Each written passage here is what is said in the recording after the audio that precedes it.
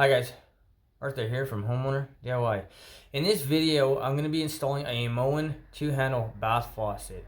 Now this is a relatively simple, straightforward job. I think for the most part, it doesn't matter which manufacturer you go with. They're all going to be very similar in design and install.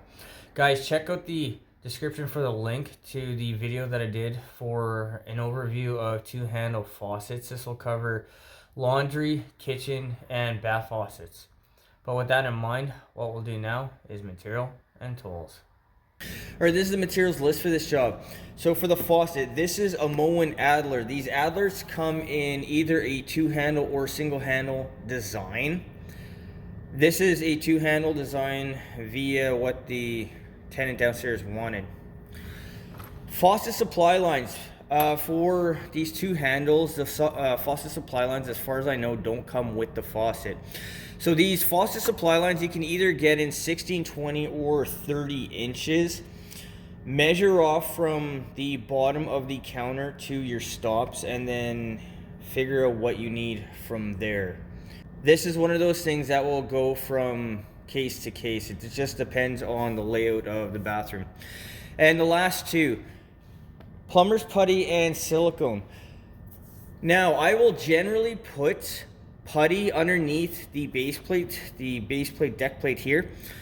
If it's a porcelain counter, so porcelain like a toilet. If you have a stone counter, which this is, I either recommend you can use silicone if you want, or you don't need to put technically anything under it and it won't be an issue. So guys, when it comes to putty or silicone underneath the base plate, that is discretionary. That's entirely up to you. If you want to use it, go ahead. If you don't, that's fine as well. Now, this house is just a rental, so I don't think the tenant or the landlord, the owner, cares for whether I put putty or silicone underneath it in either case. But guys, this is the material list for this job. So what we'll do now is a tools list.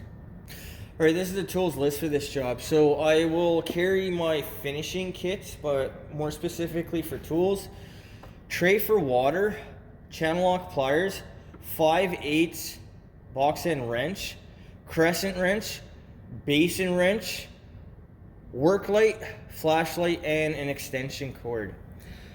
Guys, this is the tools list for this job. So let's change out this faucet. All right, this is the current faucet. This is a single handle Delta. The actual complaint with this faucet is that there's a shot of rust water, which means a stainless steel part inside the faucet, the coating is worn away, exposing the steel, and that's why it's rusting. I don't know why they would do this, but that is why this faucet is going to be replaced with a 2-handle Moen. So this is what it looks like inside the cabinet. The trap arm comes out fairly high, but the supply lines for this faucet are integrated with the faucet, but this will be removed. It looks like the cold is on the bottom and then the hot is right above it. First thing is to shut off the water going to the faucet. So the cold is on the bottom. You can see the green, that's from condensation. It doesn't matter which one that you close first, whether hot or cold. I'm shutting off the hot first, and then I'm going to shut off the cold.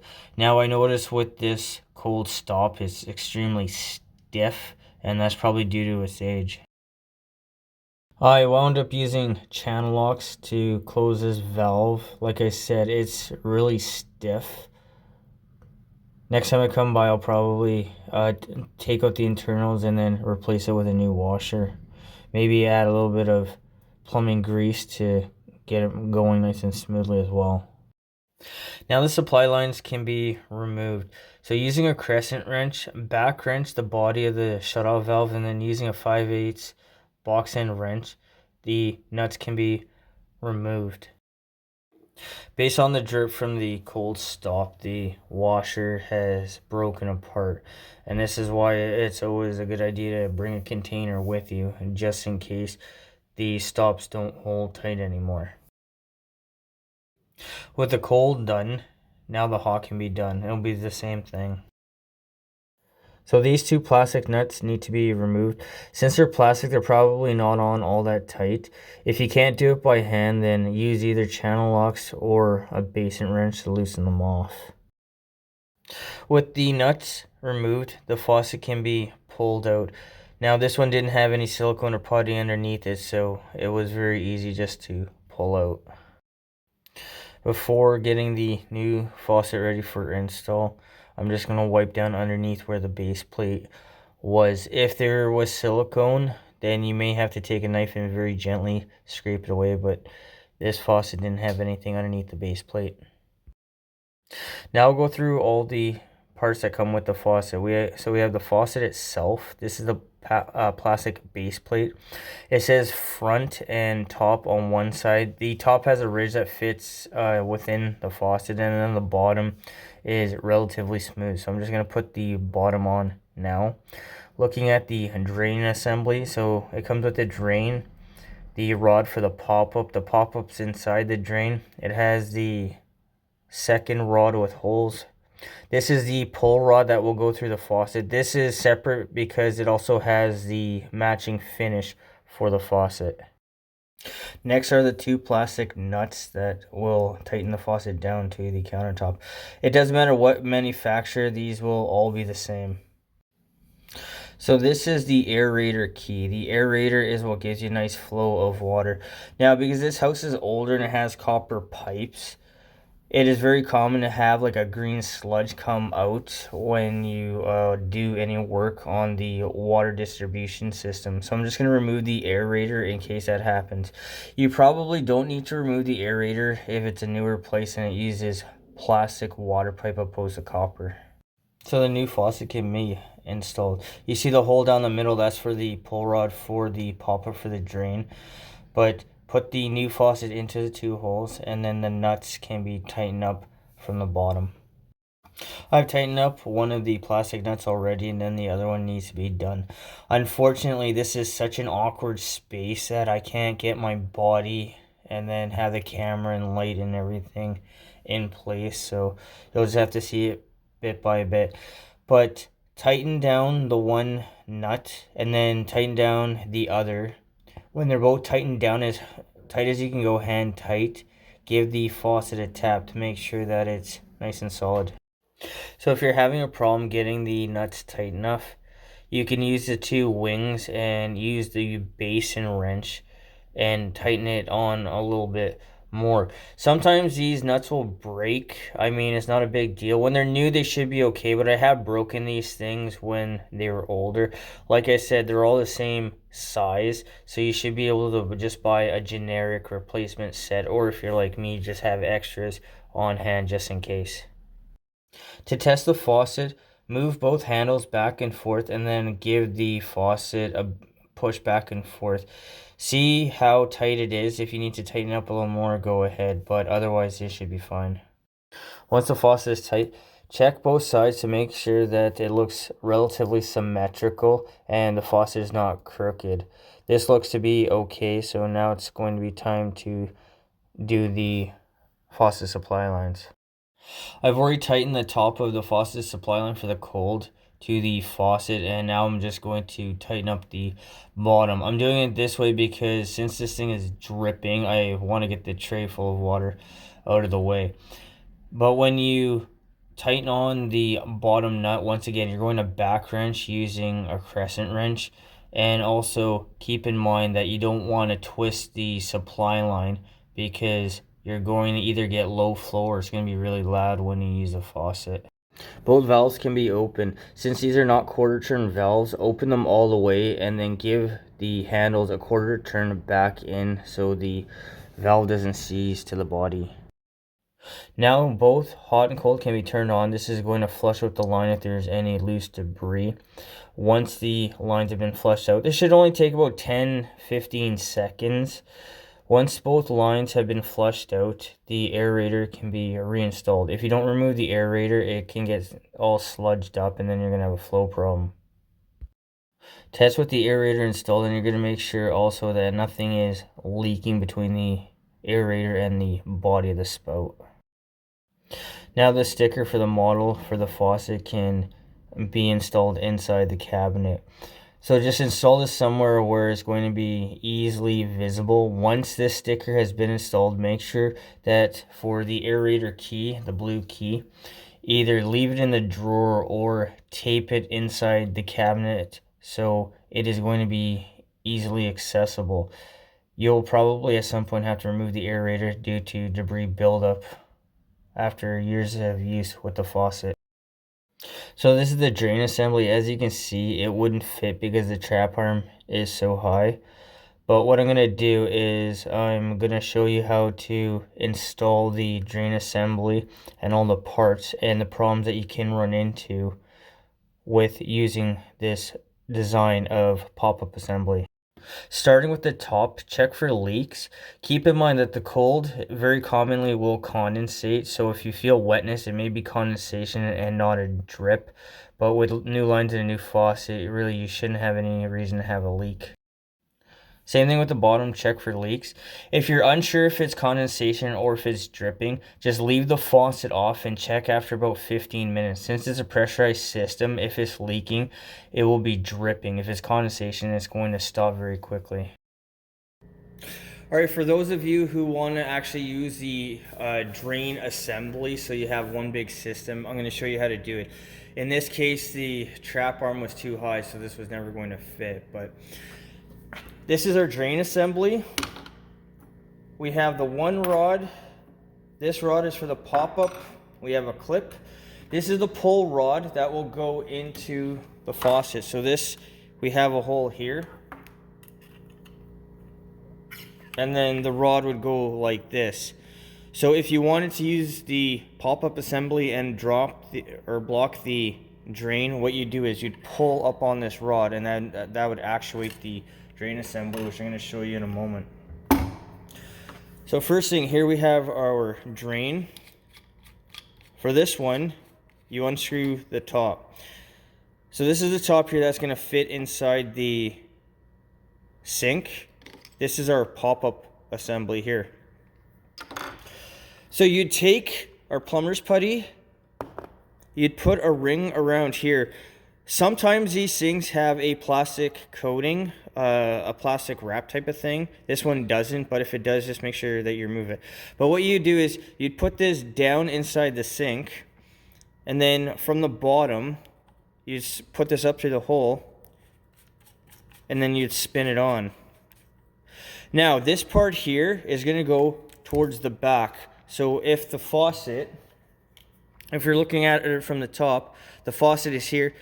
This part here is going to go to the back. If you have it like this, it's not going to work. So with this part here, we're going to take off the cap.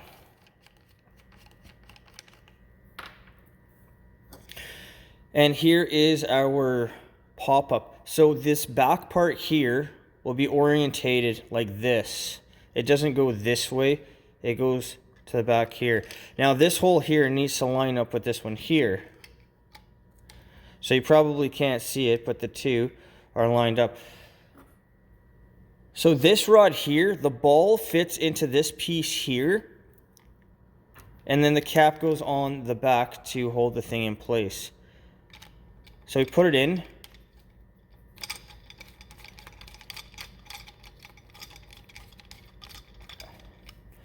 Tighten it on, and that actuates it. If you miss the hole for the pop-up, then it's not going to do anything. Now, I have seen the ends of these rods inside rust out. I have had to cut the back of these things as well because it was too long, so it wasn't going to work. But this is the way that it goes. So for a rod that's coming down, it'll come like this. And then this rod here has a bunch of holes.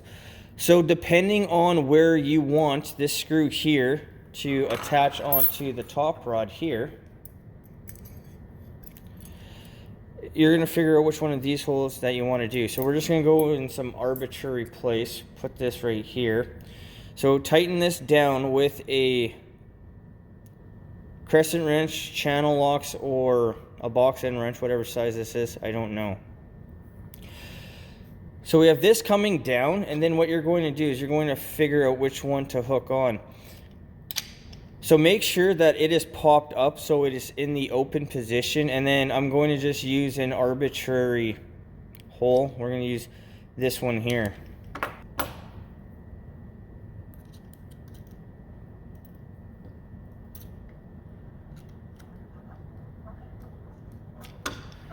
will go on like that to hold it in place.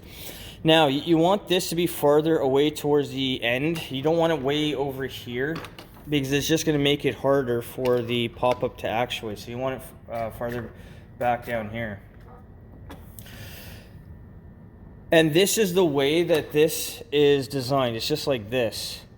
So when you pull the rod here, that is going to actuate the whole thing to plug it. You push the rod down, and that's going to open it. So a couple things here really quickly that I've learned over the years. If this screw is loose, you can pull this thing right out and then it won't be disconnected. Sometimes this bottom end slides off the end, and then the same thing. This part here will slide up and down, and it's not going to work. I've also had, like I said, I've had this part rod out, so this didn't work, and I've had to cut these things down as well. So guys, I just realized for this here, when you put this in and then you screw this all the way on, this nut here needs to be tightened on to the bottom. That's going to compress this to the bottom of the sink. If you just tighten these two on together like this, then this is still going to be loose. So make sure that you tighten up the nut here. That's going to compress this ring. If you have a weeping leak at this rubber here, you can put a little bit of putty if it's not a stone countertop, or a little bit of silicone as well, and then you should be fine. Now, because this is plastic, if this was metal generally, I would put a little bit of pipe compound, pipe dope, but I don't think plastic and the pipe compound get along very well, so I don't think I would do it here. If you do have a leak coming down the threads here, I would just put a little bit of putty on the threads and then tighten that back up. But for the drain, for those of you that actually want to use the drain assembly portion, this is the way that it goes. And it doesn't really matter what manufacturer. These things are all pretty much the same. I've gone over the couple issues that you will run into if you pull the rod, if it pulls all the way out. This is disconnected, or this is disconnected if you pull the thing up and down, but it doesn't actuate the actual pop-up. Either it's not aligned in the hole here, or this part, if it's older, is rusted out.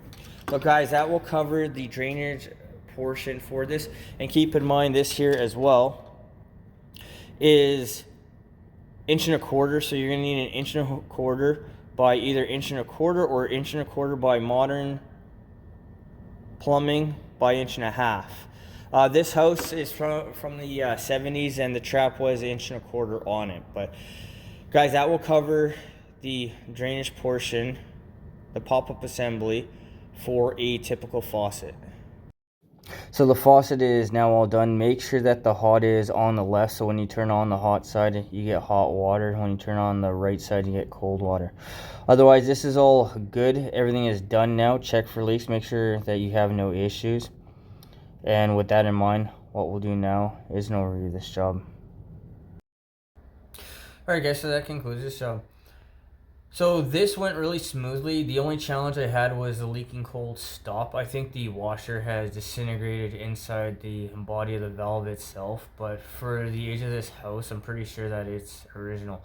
Otherwise, the only thing that you really need to do a 200 bath faucet is a basin wrench. This is not going to be something that you're going to go out and buy for many other things, but a basin wrench is going to be the one tool that you actually need to do a faucet like this, whether you need to just replace the supply line or you're going to change out the entire faucet.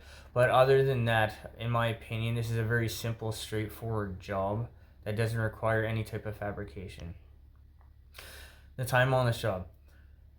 The time was, I'm going to say, about an hour. I could do it a lot faster without having to set up a light and everything else, but a job like this will probably take me about a half an hour, but I'm going to say an hour just in case there's any contingencies or anything that come up on a job like this.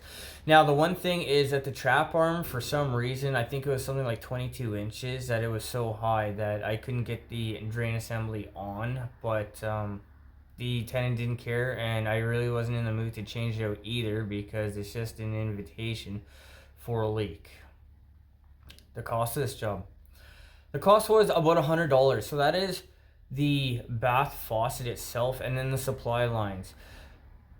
I don't think for the most part supply lines come with the faucet. You're going to have to buy that separately. But even in this model for a single handle, you have to buy supply lines because it is a similar design that actually uses a 3-handle design. Guys, I hope you enjoyed the video. I hope you learned something. I hope something here is going to help you on your project when you need to go ahead and do that. Guys, till next time, please hit the like button, subscribe, and I'll see you on the next project.